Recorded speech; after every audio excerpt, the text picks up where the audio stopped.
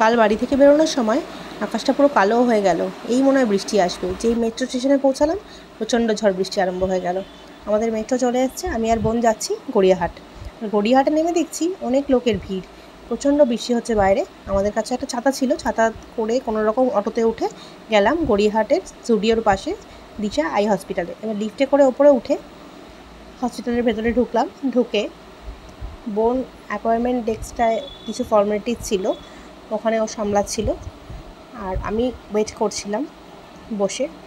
আর এই ওপর থেকে হঠাৎ করে দেখলাম নিচের দৃশ্যটা কত সুন্দর লাগছে দেখুন দেখতে। তারপর আমাকে ডাকলো চেক আপের জন্য। 2 জায়গায় চেক আপ করলো আমার।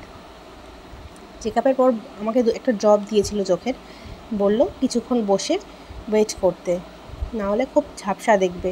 আর আমরা ওয়েট না করে চলে গেছিলাম জুডিও, পাশেই ছিল জুডিও। জুডিওতে যাওয়ার পরে দেখছি ভেতরে ঢুকে সব ঝাপসা লাগছে, কিছু দেখতে পারছি না ক্লিয়ারলি। যখন এসছি চলে যাব কিছু না দেখেই, যাই হোক কোনোরকম ঘুরলাম, ঘুরে দেখলাম জামা কাপড় সবই ঝাপসা, তাও দেখলাম। একটা ঘড়ি আমার খুব পছন্দ হয়েছিল, ঘড়িটা কিনতে পারছিলাম না কারণ আমি স্পষ্ট দেখতে পারছিলাম না ঘড়িটার ডিজাইনটা।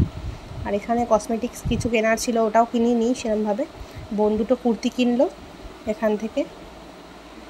আর কিছু জিনিস দেখলাম কী অফার আছে, এই অফারের জিনিসগুলো দেখলাম। কিছু পারফিউম দেখার ছিল, ওটাও দেখলাম।